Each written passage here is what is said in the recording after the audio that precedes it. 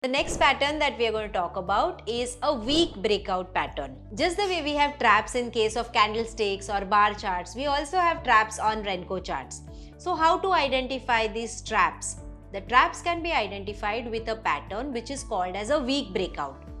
Now what happens in this pattern is, it is a pattern failure actually, which helps you to find that there is a trap out here and the bulls or the bears, either of them have got trapped. If the bulls are trapped, the bears are going to take advantage of it and push markets lower. If the bears are trapped, the bulls are going to take advantage out of it and push markets higher. So the other camp takes an advantage of the camp which is getting trapped. The opposite camp takes an advantage and pushes the market in their favor. Now how to identify a weak breakout or a bullish weak breakout and a bearish breakout. In case of a bullish breakout or in case of a bear trap, we will specify it like that. We will have first a swing breakdown, wherein the previous low is broken down and there is an indication that there is a bearish swing breakdown which is happening. Because of the bearish swing breakdown, the tendency would be for the bears to short the particular setup or the particular instrument at that point in time. After the breakdown, one or two, not more than two bricks are printed in the bearish direction. Immediately price reverses and goes above the previous that bearish breakout that we had. So first, there are this is a little complicated pattern, but it's a very useful pattern because it's a trap. So if I just think about trap, when will I get trapped? When I don't have a process, when I don't have a plan to execute. So randomly, there are traders who do not have discipline in market, those are the traders which get trapped. And when a trader is trapped in the bullish or the bearish direction, as we said, the other camp is going to take an advantage out of it. So three things that we have to understand in case of a bear trap. We have a swing breakdown. So first a bearish swing breakdown is happening. Immediately after the breakdown, there are not more than two bricks. So one or two bricks which are getting printed. Immediately price reverses above that swing breakdown level and then reverses on the upside. So the traders which have not used a stop loss to exit, or if you are short, you have not used a stop loss to exit at the swing high, then those are the traders which have got trapped out here, and then bulls are going to take advantage of this particular situation. Let's look at a few examples. So here's an example wherein we have Nifty 10 brick chart. So every bullish brick or a bearish brick gets printed at 10 points move in the direction of the trend. So we have the swing breakdown which is happening. After the swing breakdown, just one brick has got printed after the swing breakdown, and immediately prices have reversed above the swing breakdown level, indicating that this is a trap where bears have got trapped because of the swing breakdown and markets are going to reverse, or the Nifty is going to reverse on the upside. You can see a trap getting formed here. At the swing breakdown, bears have got trapped and market is pushed in the bullish direction, and a nice relentless anchor column is what we can see right now on the screen. So bulls took an advantage out of it and pushed the market in their direction. This is an example of Bank Nifty wherein we have a 35 brick chart. Prices break down below the swing low and reverse again after forming two bricks bearish after the swing breakdown. So after the swing breakdown, we have two bearish bricks. We discussed the second rule wherein not more than two bearish bricks should be formed. So here we have two bearish bricks. Immediately price reverses and starts reversing in the upward direction. So bears have got trapped here and pushes the market higher in the direction of the bulls. The next example, we can see there are two lines along with your brick chart. So what are those two lines? I have used a moving average. It's a 40 brick moving average that I have used, and I have used a super trend which is 40 by 10, which is the super trend which I have used. The lower line is super trend, the upper line is the moving average. When the moving average is above the super trend, we have the trend which is bullish. So trend bullish है, bullish trend में अगर bear trap बन रहा है, so in the bullish trend, if we have a bear trap getting formed, in this particular example that you can see, this is a nifty 10 brick chart wherein the moving average is above the super trend indicating a bullish trend, and a bear trap getting formed in a setup like this indicates that the underlying trend is bullish and there is a bear trap which is getting formed. We can take advantage of that and participate in the bullish trend on the upward side. So a wonderful way that such traps happening in a bullish trend.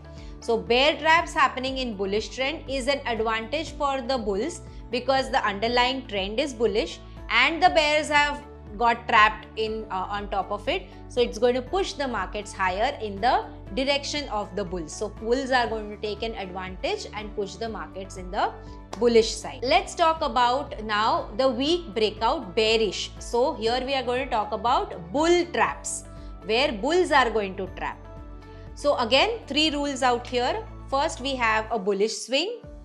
Bullish swing breakout happens, price push above the swing high and indicates a bullish swing breakout.